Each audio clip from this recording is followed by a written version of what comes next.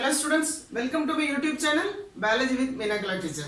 In this class we are going to learn dihybrid cross, means traits are inherited independently. Traits are inherited independently. Here you see that is in the previous video I explained monohybrid cross. By the monohybrid cross, so law of dominance and law of segregation I explained.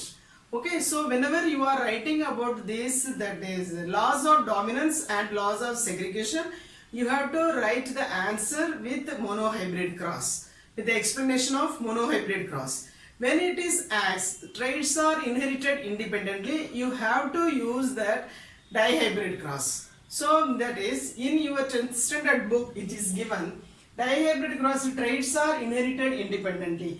Here you see we have taken that is two characters. Okay, so tall plant with round seed. Okay, so round seed coat is round, with that is short plant with wrinkled coat. Okay, so two characters, capital T, capital R, capital R. So here these plants are diploid. So when that is segregate, when the gamete formation, so gametogenesis, it forms gametes. So here it is homozygous dominant, this is homozygous recessive. So you can see only one type of gametes are produced. So whenever you draw gametes, you have to put circle. So two characters are there, so two letters are here. Remember this. Two characters are there, two letters are here. Okay, so here it is, if you see here fertilization takes place, then you can see that is F1, first filial generation. When you see the first filial generation, they are dominant. Okay, tall plant with round seed. Okay, so but heterozygous.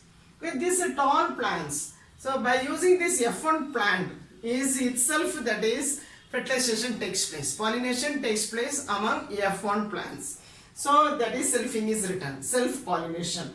So when self-pollination takes place, so you can see, you will get that is F2 plants.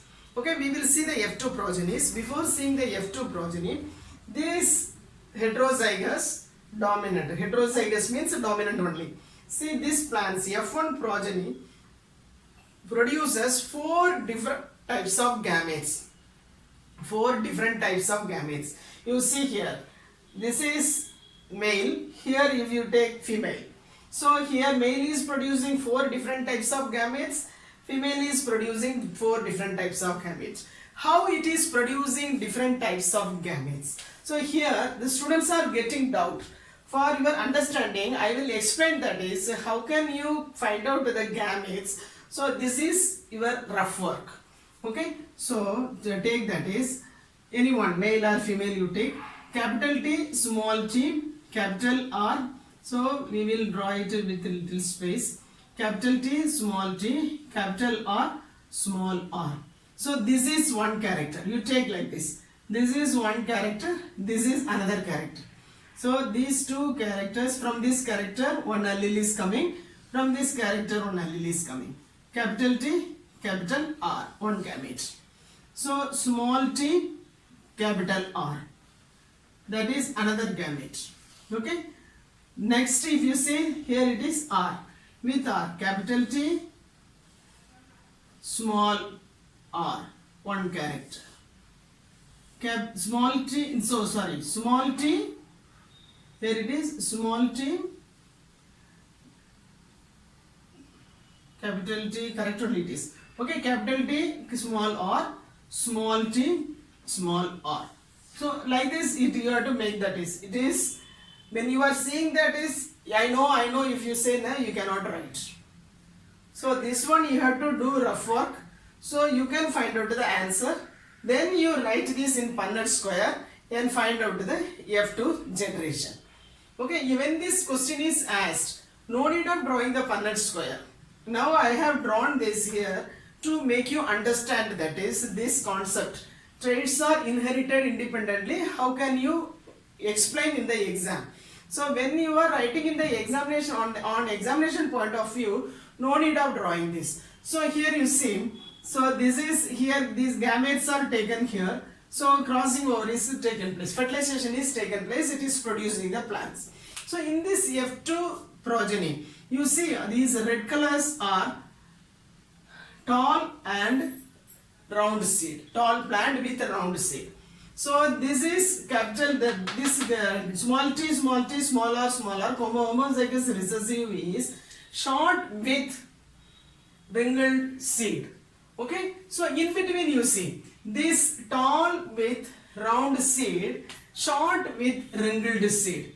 These two plants you can see from the parent. Here if you see, that is tall round plants. Here in this their parents are tall plants with a round seed. But you see that is short with wrinkled seed. Grandparents, if you say, you can see that is short with wrinkled seed. This is a recessive character. So recessive character is expressed in next generation in F2 progeny.